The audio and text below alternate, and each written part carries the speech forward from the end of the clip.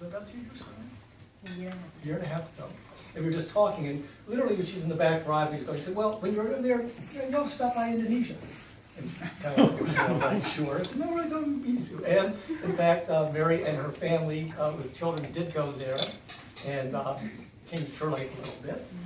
And then Graham, I guess you just came back about 2 months ago. That's all it is, yeah. 2 months ago, Graham and Karen went and visited, and actually you sent me an email saying, well, that was a life-changing experience. And so what they're going to do is talk a little bit about what they've seen, because they've both been there fairly recently, how things are going with PPMK in Indonesia. And then we're done, truth in advertising. We will be asking you to support it if you find it to be of value and if it touches your heart the way it's touched some of ours. So thank you for coming, and Mary and Graham, it's your show. Thank you. Thank you for the introduction. I've never presented in front of a live fire. So. It gets warm, by the way. So again, my name is Mary, and I'm a neighbor of Jan, and I'm actually now on the board of PPMK, and it was just going to Indonesia and having the experience was incredibly impactful for us and for my family, my husband Brian, and our 2 kids who were 8 and 6 at the time. It was moving, it was emotional, it was amazing, and when you see the pictures, you'll see it was also beautiful, and so I can't wait to share these with you.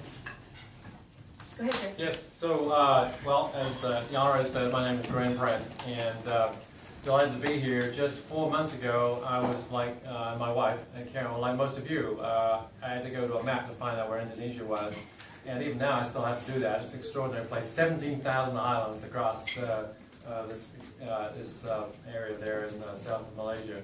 And I knew absolutely nothing about it. But because those of you that know Jan, I think most of you do, he's quite a motivator and an inspiration.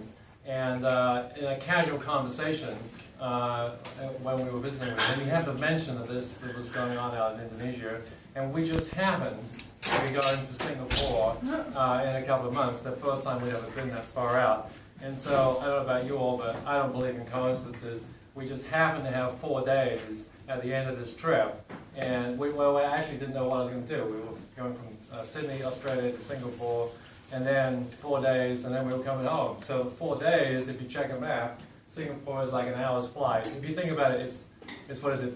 It takes a day, an entire 24 hours really to get out there, and then it took an extra hour and a half to get to Jakarta. So it was clearly meant to happen, and yes, it was life changing, and hopefully we can share some of that with you today. So you'll see that Jakarta is truly halfway around the world from Baltimore. Indonesia is an island nation. It is actually consists of That's so cool, Mary. Sorry. I'm sure if you can. Listen, we were up here in Malaysia in Kuala Lumpur. This is all Indonesia through here, including most of the island of Borneo here. Jakarta is on one of the larger islands of Indonesia, called Java. One of the interesting things about traveling in Indonesia and about Indonesian culture, it's really not one culture, but it's a culture made up of these different islands.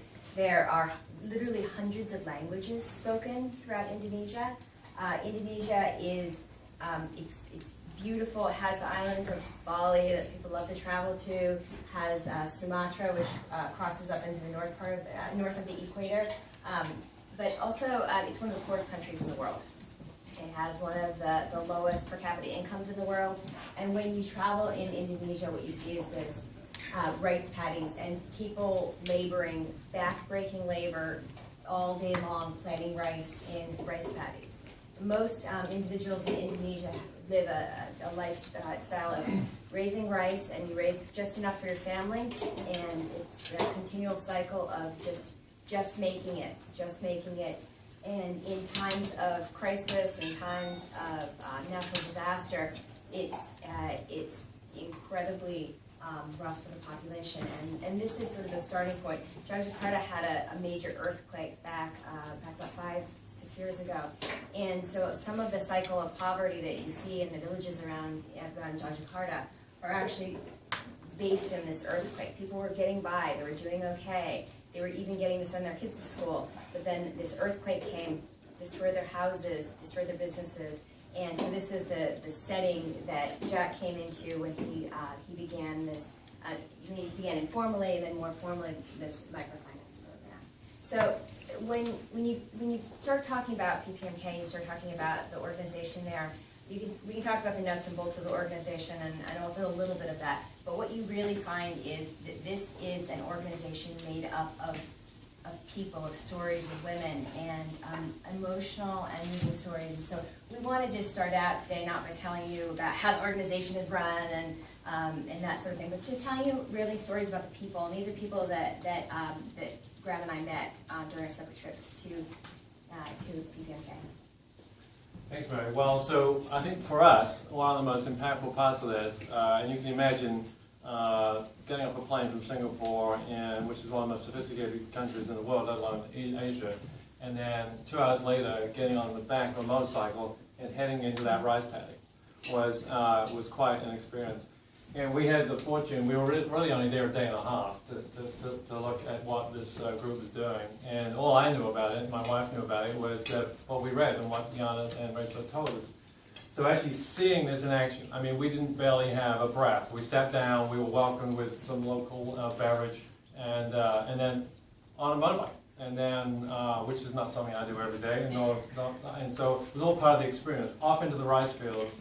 The thing about, well, there's so many things that impressed us, but one of them was that Lastry, who is the director of this, of PPMK, knows everybody. This is not really something you want to take to scale, because it works so well at the level it's in. And so, I know we all go this time of year or throughout the year, but what's clear is that we knew exactly where every cent was going, and comes down to cents. So this lady, I think, is a 2-time grantee. She literally works off the land. So you hear that expression a lot. She digs this clay out of the ground near her house and makes pots right there outside her house. We asked her, how did you learn to do this? This is quite a skill. She had no idea. She just kind of grew up with it. She learned how to do it herself. And so with the first loan she got, she bought firewood. So, because obviously to set these pots, once she's molded them, they need to set. So the firewood goes in the kiln. And that was very successful, and these loans are these loans are for a while, and they need to be repaid. That's the whole point. They need to be repaid, and they are. Lasted a year. The second one she got, she was able to diversify into goats. So she bought a goat, and that took her into the next level. And so lifting her out of poverty, and we'll probably talk about what poverty, because it redefined poverty for us being there. Where you literally have nothing and you are subsistence day to day. This is life-changing for them. So when my family went, this is my son here, by the way, the motorbikes were his favorite part of the trip. He was 6 years old. Everybody rides in the back, even Graham, right? What's that? You rode in the back of the motorbike. Even I rode on the back. With my height, and you imagine the center of gravity was a little bit of a challenge. So we went around for several days in some different businesses, and this was actually the woman that most moved me. And this is so a young family. She had 2 sons. Her older son died.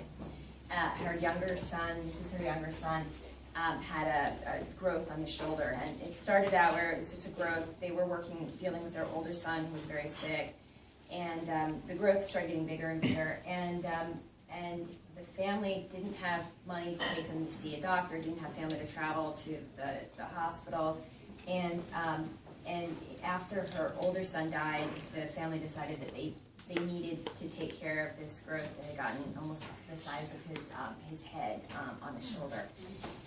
They ended up having to sell almost everything that they owned to pay for the doctor's bills to save their younger child. When this woman came with a collective of other women to approach PPMK for a loan, her business was in animal husbandry, raising goats, and PPMK actually almost didn't fund her, because when they did her house tour, they thought she was too poor to be able to sustain a business. And when we're talking about the level of poverty here, it sets you to a new standard when you're traveling through the villages. The PPMK, one of the things that impressed me is visiting them is it's a very structured, real organization. They have assessment tools for poverty. The assessment tools for poverty are very different from our assessment tools here in the United States. Their assessment tool for poverty is, what is the floor of the home made of? Is it dirt? Is it concrete? Is it tile? What do they have electricity to the home? Is there a toilet in the home? It's very basic. So when they visited this woman and her husband, they thought that she might not be able to sustain a business because they were absolutely destitute at the time. In the end, with her collective of neighbors, neighborhood women that ended up joining to have business loans, PPMK did support her, but they only supported her with a minimum loan. The minimum loan is $90 US. And with the $90 US, she and her husband bought the materials to build an enclosure. This is actually their house. It's a one-room house.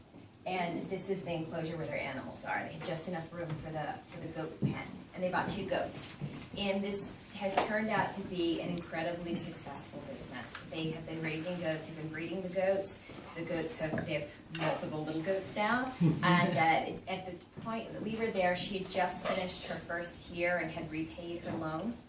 And she was getting ready to start a second part of their business where they were building a smaller enclosure sort of over on this side where they were going to have, I think it was chickens and ducks or something. So this is an incredible success story with PPMK and also just a very emotional and moving experience.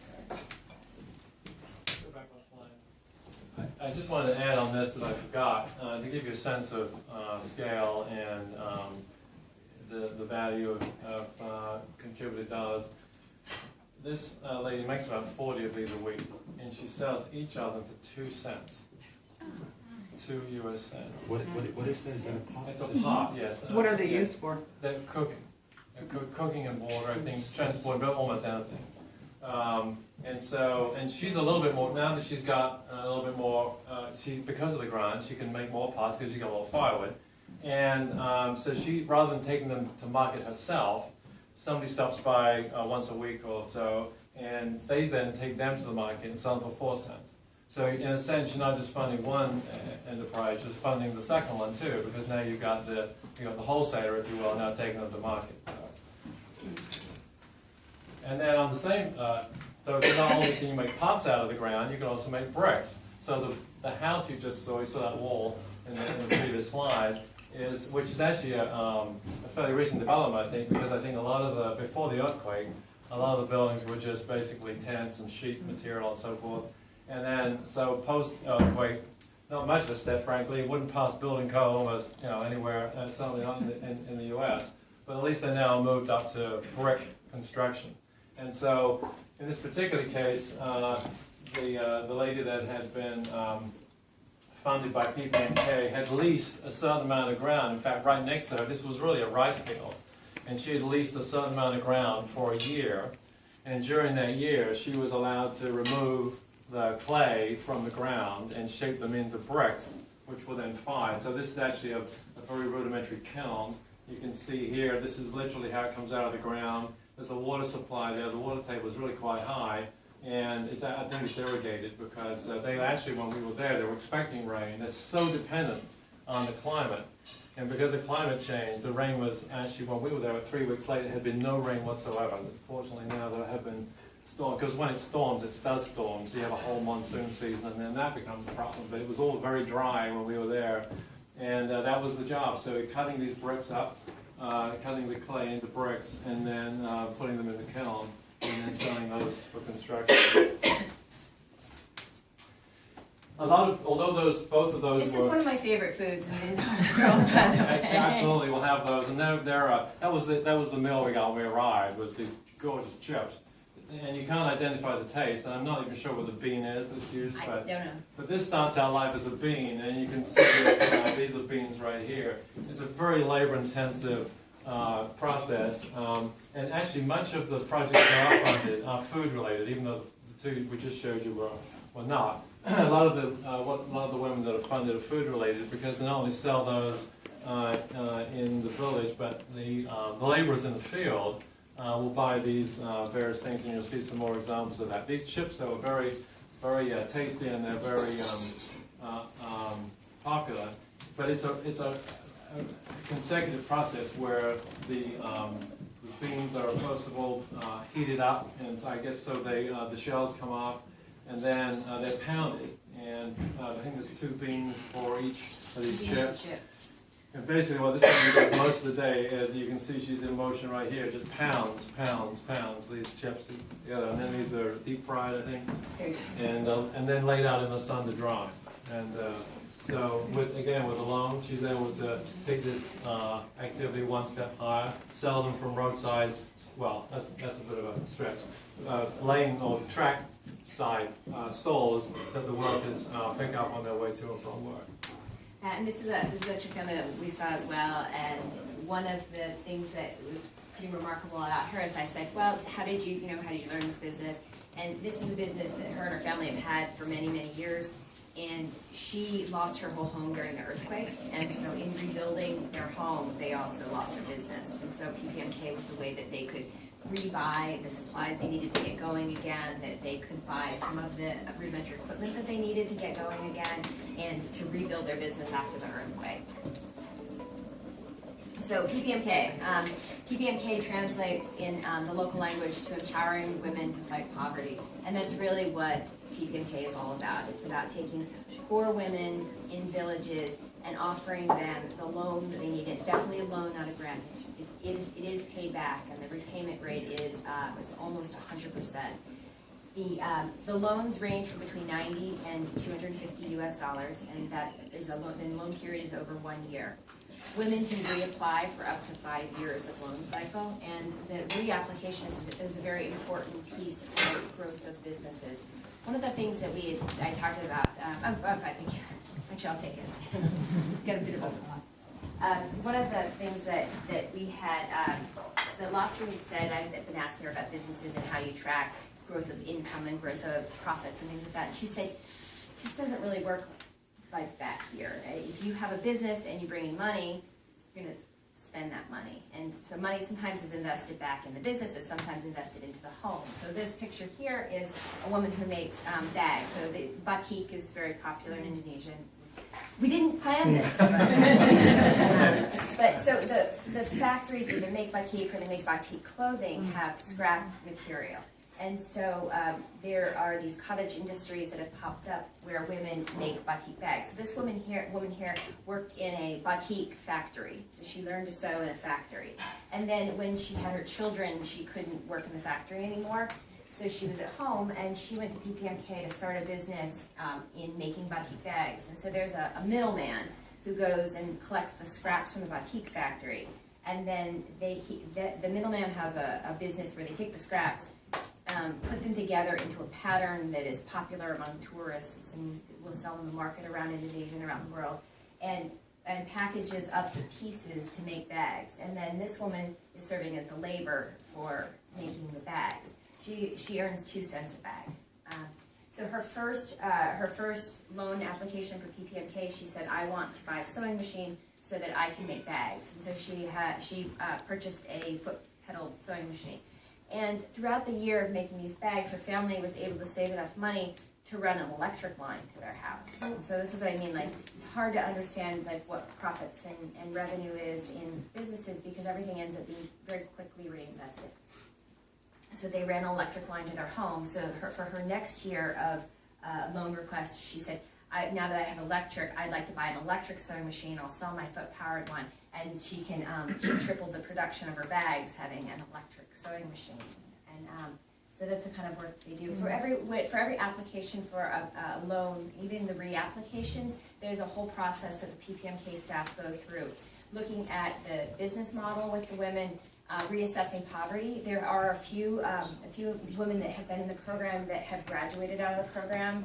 Their loan was denied because they were no longer considered poor by the standards of PPMK. And those were very proud moments for the staff and for the women from the villages. But it's a whole process that PPMK goes through to assess the business, to assess the family, to make sure that they have a good business model and they're ready to have the loan, have a reason to use the loan, and to pay back that loan. most, I mentioned collectives or groups of women. Most women are come to PPMK either as a group, or when they arrive at PPMK says, we would rather have you come in for a loan with a group of women. And the idea is you have a village and you have somewhere between 3 and 10 women in a group that come in for the loan together.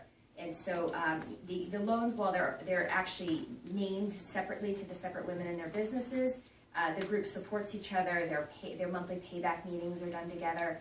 When a loan is granted to a new group of women, they meet, I think it's on a weekly basis for the first 2 or 3 months with women, make sure the businesses are starting, they're moving, that the funds are being invested.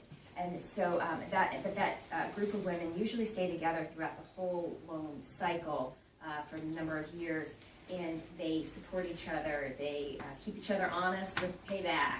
When you're going to a meeting to pay back your loan, and you know you're going to be sitting there with 6 of your neighbors and all putting the money on the, I would say on the table, but we sit on mats on the floor there. And you sit on the mat on the floor and you're putting the money down. You don't want to be the one not be able to put your money down that month. So the collectives support each other, and they have proven to be very effective in the payback process. And just as a footnote there, if I can, we saw that in action. In fact, the first meeting we went to when we landed was to go to a group meeting for the women that were in that collective, and there had been an issue.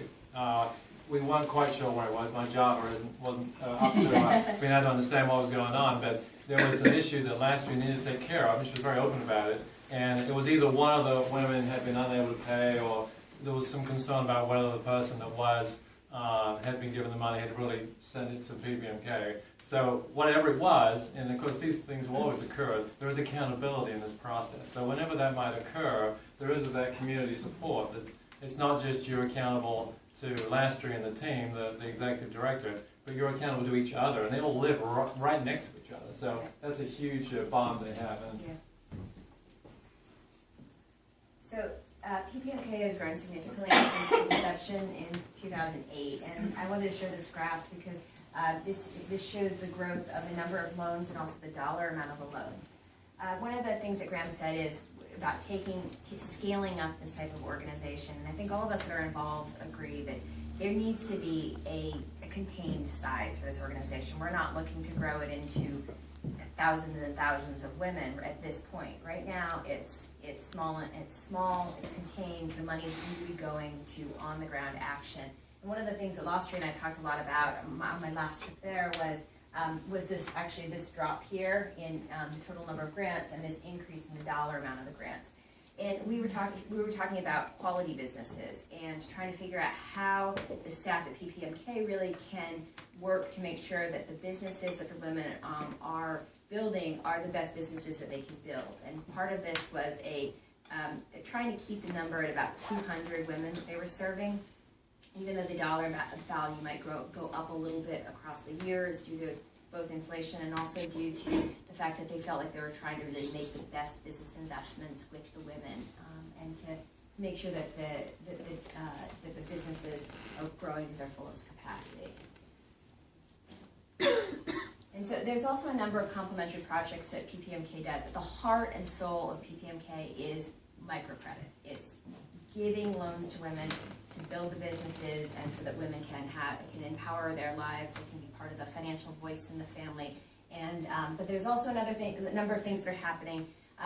They had a composting project, which turned out actually I'm actually pretty proud of. Lastry with this one. Composting didn't work out so well, and so this was a project that they had started, and they actually chose to end because they didn't feel like it was a core component of their operations, and it seemed to be working very well. There's a short-term loan project that has been exceedingly popular. It started up last year, and as I was saying, when the women's businesses have revenue, when they turn a profit, they're often very quickly reinvested, which also leaves a problem when bills do arise for the women in PPMK. And so the short-term loans are very small, very short-term loans that women can come to PPMK and get, and they also have low interest rates and they have low fees, unlike traditional short-term loans that are offered in Jobgen and other poor communities. And we're going to talk. Graham's going to talk next about what PPMK chose to do with the proceeds from the short-term loan project.